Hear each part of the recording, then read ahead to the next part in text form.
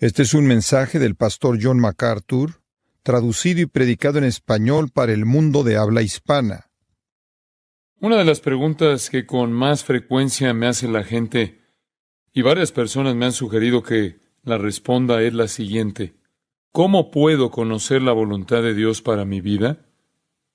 Recuerdo que cuando era un estudiante en la universidad, estaba muy involucrado en atletismo. Jugaba fútbol, baloncesto, béisbol, etc. Y los atletas ganan una cierta popularidad. Y me preguntaron, ya que yo era cristiano, si quería ir y hablar. Y entonces, siendo un estudiante de universidad, comencé a hablar aquí y allá. Fue mi primer intento de ser un predicador. Y en el proceso se hizo evidente para mí que la gente siempre preguntaba, ¿cómo puedo conocer la voluntad de Dios para mi vida?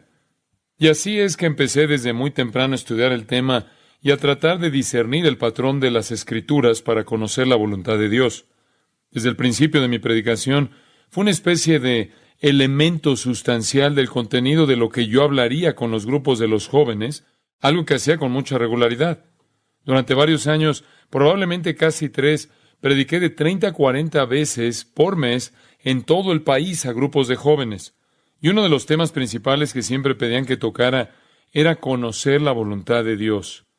Durante esos años he tenido la oportunidad de ir al Instituto Bíblico Moody, y Phil Johnson me lo recordó. Él lo recuerda. Me lo ha recordado varias veces.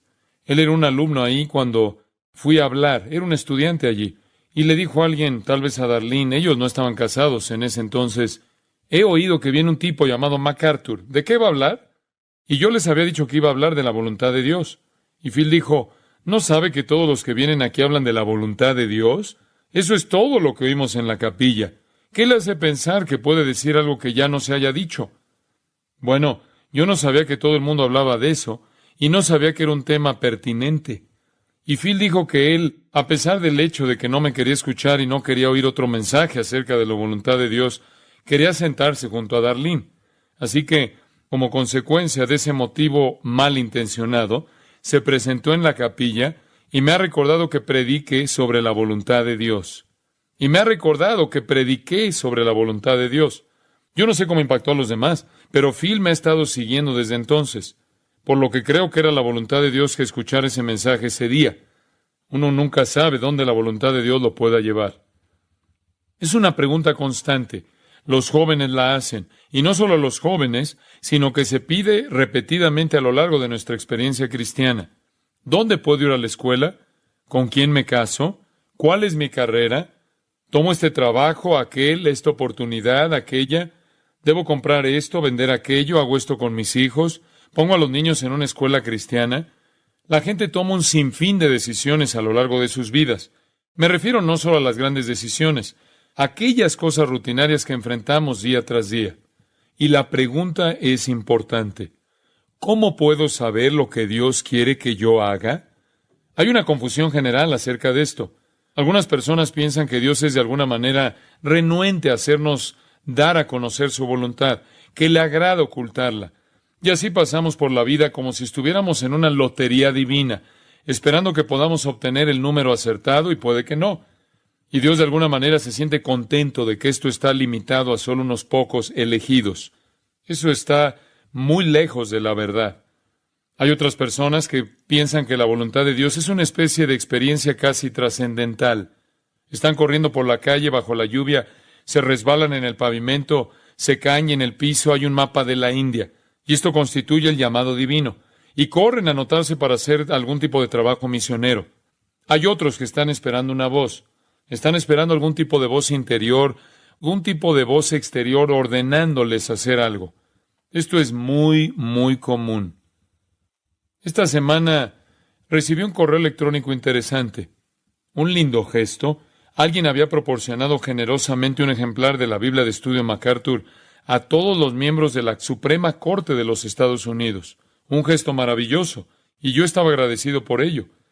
La persona que enviaba el correo electrónico me dijo que estaba muy emocionado por esto, porque la persona que lo hizo dijo que Dios le dijo que lo hiciera, y que ellos estaban, por lo tanto, haciendo la voluntad de Dios. La persona que envió el correo electrónico estaba emocionada porque Dios le había dicho a la otra que hiciera eso. Me alegro de que fueran tan generosos como para dar esas Biblias a la Suprema Corte. Pero dudo que Dios les dijera que lo hicieran. Puede que hayan tenido un fuerte impulso de hacerlo, un fuerte sentimiento que ellos interpretaron como que Dios se los estaba diciendo, pero no habría ninguna forma de saber eso. Dios no se revela más de manera audible. Ha cerrado el canon de las Escrituras. La palabra de Dios está completa. Es la fe dada a los santos una vez y para siempre. Ahora Dios nos habla a través de su palabra. ¿Él nos da impulsos? ¿Nos dirige? Sí, lo hace. Pero nosotros no tenemos ninguna manera de saber eso a ciencia cierta.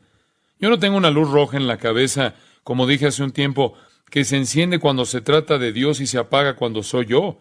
Yo no tengo ninguna manera de saber eso. Uno hace lo que hace, y quizás en retrospectiva vea la mano de Dios. Pero, ¿cómo podemos conocer la voluntad de Dios?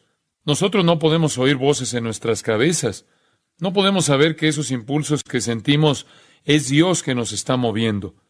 No podemos esperar a que se produzca una experiencia monumental antes de que consigamos algo de conocimiento. ¿Cómo podemos conocer la voluntad de Dios día tras día? Permítame mostrarle dónde hay que empezar. Mateo, capítulo 6. Voy a ser muy práctico y algo breve. Iré rápido. En Mateo, capítulo 6, Jesús instruye a sus discípulos acerca de cómo orar. Escena muy conocida. Y él dice en el versículo 9, Vosotros, pues, oraréis así: Padre nuestro que estás en los cielos, santificado sea tu nombre. Venga tu reino. Hágase tu voluntad, como en el cielo, así también en la tierra. Ahora bien, esta es una forma de pensar, y la actitud es: me preocupa que el nombre de Dios será honrado. Me preocupa que el reino de Dios avance. Y me preocupa que se haga la voluntad de Dios.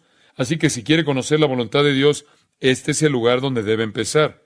Usted comienza orando por ella. Sí, ¿quiere conocer la voluntad de Dios? Ore por ella. Ore. Hágase tu voluntad en la tierra. Ahora, eso no quiere decir simplemente en el sentido más amplio posible que Dios cumpla su voluntad y que abarque todo el tiempo y la eternidad y la creación. No se trata solo de que Dios cumpla su voluntad en la iglesia o mi iglesia local o en el grupo de personas con que estoy con más frecuencia o con mi familia o mi matrimonio. Es algo personal. Estoy diciendo, Dios, quiero hacer tu voluntad. Esa es la mentalidad inicial y necesaria que establece una persona en la voluntad de Dios. Usted tiene que querer eso. Ni ha llegado a el pan nuestro de cada día, dánoslo hoy, y perdónanos nuestras deudas, y no nos dejes caer en tentación, que son cosas personales con respecto a nosotros mismos, hasta que haya pasado por la puerta de que se haga tu voluntad. Esa debe ser nuestra posición diaria. Esa debe ser nuestra forma de pensar. Debemos estar en el lugar de la voluntad de Dios. Debemos hacer la voluntad de Dios en nuestras vidas. Y, por supuesto, el Señor Jesús dio el ejemplo. El siervo perfecto, que cuando se enfrentó a la peor situación posible, una muerte dolorosa en la cruz a manos de los que él había venido a predicar y a manos, si se quiere, de Dios su Padre, frente a esa dolorosa muerte en la cruz, él dijo, no se haga mi voluntad sino la tuya. ¿Recuerdan el huerto cuando él dijo, Padre mío, si no puede pasar de mí esta copa sin que yo la beba, hágase tu voluntad? Ese es el pensamiento esencial. Si usted todavía está preocupado por su voluntad, sus planes, su realización, realmente tiene poco o ninguna esperanza de cumplir la voluntad de Dios. Jesús, mucho antes de ir al huerto en anticipación de la cruz, en espera de la cruz, dijo que había venido para hacer la voluntad de aquel que le envió. Pablo, quien siguió el ejemplo de Jesús cerca de la muerte, dijo, hágase la voluntad del Señor. Creo que esa tiene que ser la mentalidad subyacente, es fundamental de todo creyente. Efesios 6:6. Una expresión que lo resuma de una manera muy útil. Al final del versículo, una expresión única. Es decir, que puede ser aplicada a un número de categorías y no está limitada al contexto inmediato. Es la siguiente. De corazón haciendo la voluntad de Dios. Y es, una vez más, el reflejo de una actitud expresada en esa oración. Hágase tu voluntad. Hacer la voluntad de Dios desde el corazón, no con tristeza, no solo por fuera, externamente, sino del corazón. Ahí es en donde tenemos que empezar.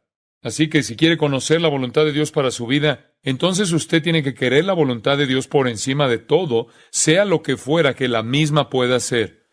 Sea lo que fuera que la misma pueda implicar. Tiene que ser, en cierto sentido, la mortificación o la muerte de sus propios objetivos, su propia voluntad, sus propios deseos, sus propios anhelos, sus propias esperanzas, sueños, planes y ambiciones. Ahí es en donde hay que empezar. Le aseguro que si usted no tiene un compromiso desde el corazón con la voluntad de Dios, no la experimentará en su plenitud. El apóstol Pablo, en varias ocasiones en sus escritos, usó la pequeña frase según la voluntad de Dios. Por ejemplo, en el primer capítulo de Romanos, versículo 10, nuevamente en el capítulo 15 de Romanos, Colosenses 4:12, según la voluntad de Dios. Inclusive Pedro habla de eso. Él dice en su epístola, 1 de Pedro 4, que para no vivir el tiempo que resta en la carne, conforme a la que no ocurra, es lo que se propone y sucede. Es esa voluntad de Dios que se expresa esencialmente en Romanos 8:28. Todas las cosas les ayudan a bien, esto es, a los que conforme a su propósito son llamados. Es la voluntad del propósito divino. Se propuso crear al hombre, Él se propuso redimir al hombre, Él se propuso salvar a aquellos que el Padre escogió, se propuso elegir a la nación de Israel para que esa nación transmitiera su ley y su evangelio, se propuso dejar esa nación a un lado por su incredulidad, pero algún día la restaurará y salvará. Se propuso enviar a su Hijo al mundo para vivir, morir, resucitar, ascender a la mano derecha y enviar al Espíritu Santo y establecer la iglesia. Se propuso también que la iglesia fuera al mundo y predicara el evangelio. Se propuso que la iglesia fuera compuesta por los redimidos que serán raptados. A continuación, se ha propuesto que habrá un tiempo llamado tribulación, que terminará con el regreso de Cristo, el establecimiento de un reino de 1000 años, que será el cumplimiento de todas las promesas hechas a Abraham y a David. Y al final de ese tiempo, la destrucción de todos los hombres impíos y demonios, y el establecimiento de los nuevos cielos y la nueva tierra, que es el estado eterno. El vasto plan de redención es la voluntad de propósito de Dios, y cada propósito del Señor se llevará a cabo.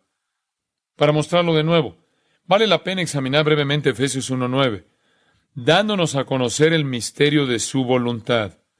Él tiene una voluntad que es de plan y propósito eterno, la cual era un misterio antes que Él la revelara. Nos la ha revelado y aquí está, según su beneplácito, el cual se había propuesto en sí mismo, queriendo decir Cristo. Aquí vemos el propósito, la voluntad de Dios ahora revelada. Él se propuso expresar su misericordiosa intención para con nosotros a través de Cristo. Por lo tanto, el propósito de Dios es ser misericordioso con los pecadores y redimirnos a través de Cristo. El versículo 10 dice, en la dispensación del cumplimiento de los tiempos, así las que están en los cielos como las que están en la tierra. ¿Qué quiere decir eso? Es la suma de todas las cosas en Cristo, las de la tierra y del cielo. Es la morada general de la intención de Dios, que se propuso antes del comienzo de los tiempos en Cristo, a través del plan de redención, el cumplimiento de los tiempos, que es el resumen de todo en el glorioso reino milenial y los nuevos cielos y tierra eternos. Es la voluntad de su propósito. Versículo 11.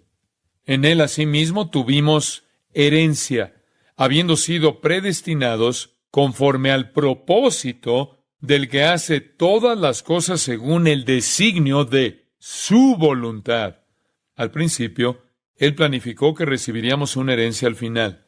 Dios tiene una voluntad de propósito eterno que está desarrollando. Eso se refiere a su plan eterno. El segundo elemento en la voluntad de Dios es su voluntad de deseo. Lo llamaremos así. En el primero, la voluntad de propósito, todo lo que Dios se propone sucede exactamente como Él se lo propuso. En la segunda categoría, su voluntad de deseo, Dios desea cosas que no suceden, y esto también es un misterio para nosotros. Este elemento de su voluntad no está explicado del todo a nosotros en las Escrituras. Pero hay cosas que no le agradan a Dios. Por ejemplo, no quiero la muerte del impío. Él deseaba que Jerusalén se salvara, Lucas 13:34, y no fue así. Desea que todos lleguemos al arrepentimiento. Pero también es cierto que Dios le dijo a Jerusalén, a través de Cristo, que muchas veces quiso juntarlos y ellos no quisieron. En el Antiguo Testamento Dios le dice, ¿por qué moriréis, casa de Israel? En el Nuevo Testamento Jesús dice, venid a mí todos los que estáis trabajados y cargados, y yo os haré descansar. Cuando Jerusalén no se arrepintió, Jesús lloró. Hay un deseo de parte de Dios que no se cumplió. Dios no encuentra ningún placer en el pecado, en un acto de pecado. Dios no encuentra ningún placer en el pecado continuo, y no encuentra ningún placer en el pecado eterno, que es esencialmente lo que es el infierno. Se trata de seres, ángeles y personas que existen por siempre en un estado de pecado y odio permanente a Dios, y sin embargo, Él lo permite. Ese es el misterio. ¿Por qué lo permite? Debido a que se adecúa a su propia gloria permitirlo. Es apropiado para su propia gloria manifestar su naturaleza en la ira y el juicio en contra de aquellos que rechazan el Evangelio. Su voluntad de propósito siempre se cumple. Existe la voluntad de deseo que va en contra de su propio placer. Pero estamos hablando de la tercera categoría. Es la voluntad de Dios respecto a sus mandamientos. Hay un elemento de la voluntad de Dios en las Escrituras que representa las instrucciones que Él desea que su pueblo obedezca. Él quiere que los obedezcamos. Él nos da la libertad para obedecerlos o desobedecerlos. Eso es de lo que estamos hablando. ¿Cuál es la voluntad de Dios para mi vida? No en el sentido de su plan eterno. Si yo soy suyo, si yo pertenezco a Él, si yo soy una persona que ha sido elegida por Él y predestinada, un elegido para pertenecer a Él, ¿cuál es su voluntad para mi vida? Esa es la pregunta. Lo que se refiere a sus mandamientos para mi vida aquí. No hay ninguna instrucción en la eternidad, ya que solo hay obediencia y nada más. ¿Qué quiere Él de mí? Se lo voy a decir. Pero primero voy a decirle esto. Dios quiere algo de usted. Él tiene una voluntad para su vida. Ahora, si Él tiene una voluntad para su vida, pienso que es bastante obvio que Él quiere que usted la sepa. ¿Está de acuerdo con eso? Dios tiene una voluntad para su vida en términos de la voluntad de mando. Él tiene un propósito y una dirección para su vida aquí y ahora en este mundo. Si Él quiere que usted lo conozca, entonces es lógico que Él lo haya revelado de la manera más clara posible, ¿cierto? Entonces, la pregunta sigue.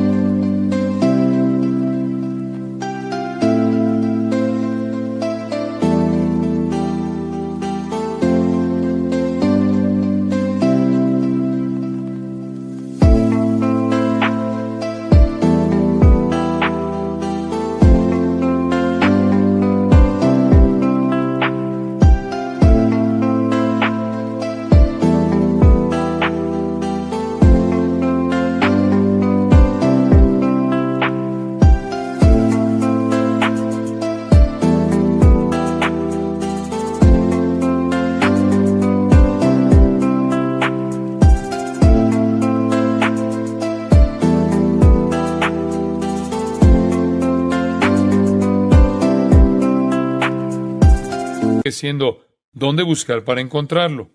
Bueno, hay un lugar para buscarlo. La fe cristiana se limita a un solo libro, y es la Biblia, y ahí es donde iremos. Y ahí es a donde iremos. Pero usted dirá que no hay ningún capítulo sobre usted ahí.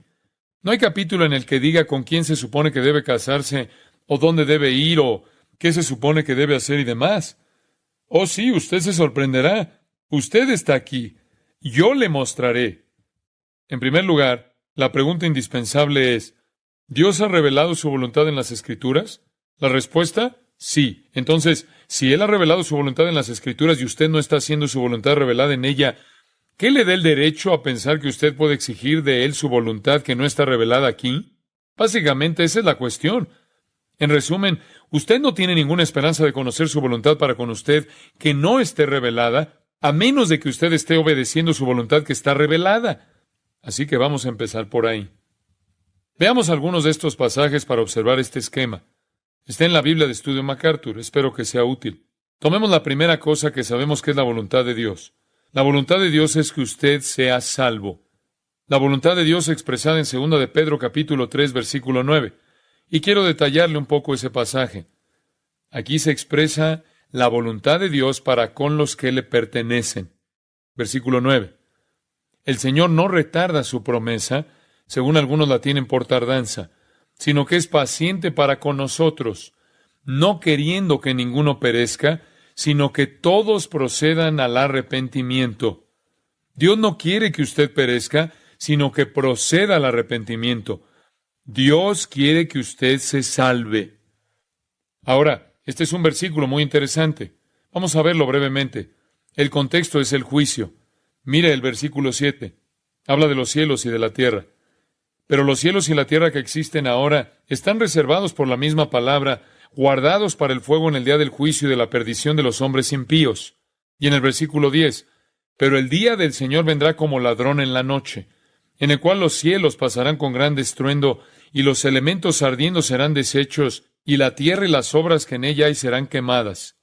Así que aquí estamos hablando de una sentencia firme, el juicio final. Y Pedro entiende que está por venir. Pero la pregunta que queda es, ¿por qué Dios no trae juicio? ¿Por qué permite que las cosas se pongan peor y peor y peor? ¿Por qué Dios no interviene? Estamos viendo nuestros relojes, calendarios y decimos, es tiempo que vengas y pongas fin a la miseria y al pecado y acabes con la deshonra a tu santidad, Dios. ¿Por qué no haces algo? ¿Para qué dejar que el tiempo pase? ¿Es el Señor lento? Literalmente, ¿es Él vago? ¿Está perdiendo el tiempo? ¿Acaso es Él holgazán? Y recordamos en el versículo 8 que el Creador divino del universo no actúa de acuerdo con el tiempo. Para con el Señor un día es como 1000 años, y 1000 años como un día. Lo que parece mucho tiempo para nosotros es muy poco tiempo para Él.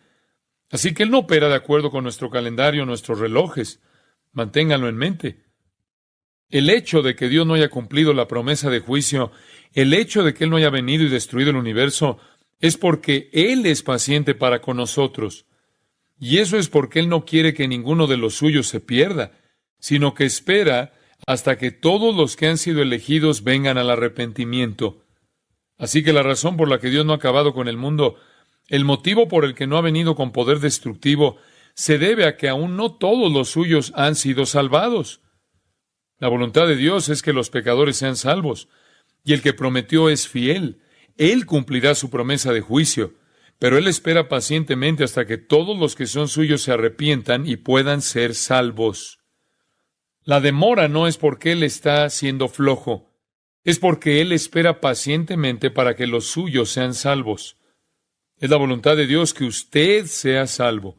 Usted no puede ni siquiera entrar en la categoría de experimentar la voluntad de Dios si no es salvo. Solo pertenece a aquellos que son salvos. Permítame decirlo de manera muy simple. Si usted no es un cristiano, si no es salvo, si no ha confesado a Jesús como Señor y Salvador, se ha arrepentido de sus pecados y lo ha aceptado, no hay ninguna voluntad de Dios para usted, excepto una sola cosa. Dios quiere que usted perezca para siempre en el infierno eterno. Eso es todo. El resto no importa. No importa.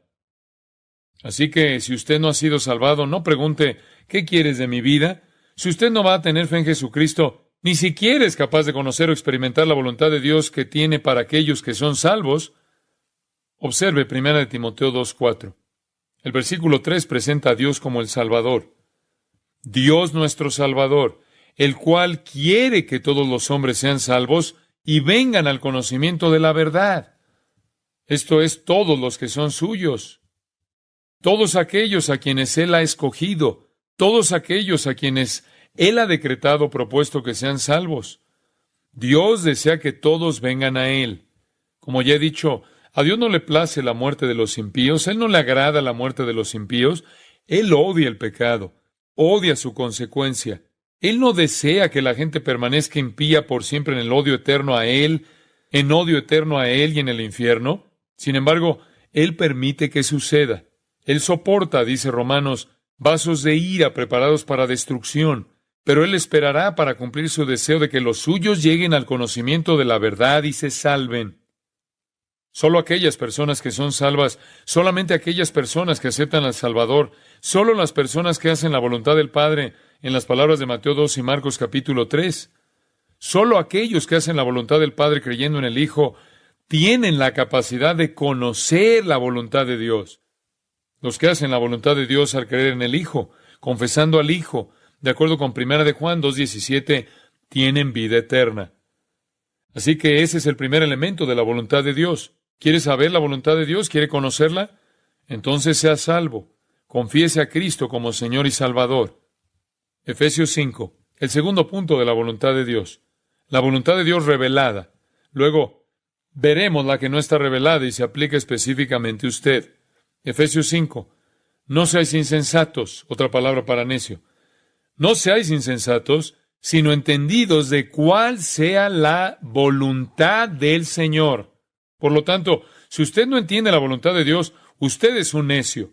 Eso es lo que dice. Usted se preguntará cuál es. Está aquí en el versículo 18. No os embriaguéis con vino, en lo cual hay disolución. Antes bien, sed llenos del Espíritu. Permítame darle el contexto. Los creyentes venían de una religión pagana griega que creía que a través de la embriaguez se llegaba a estar en comunión con los dioses. Iban al templo de Baco, cuya ruina está al este de Damasco. Las grandes fiestas bacanales.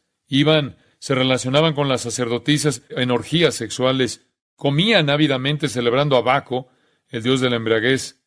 En el centro del pasillo del templo había un gran pozo en donde vomitaban para luego regresar.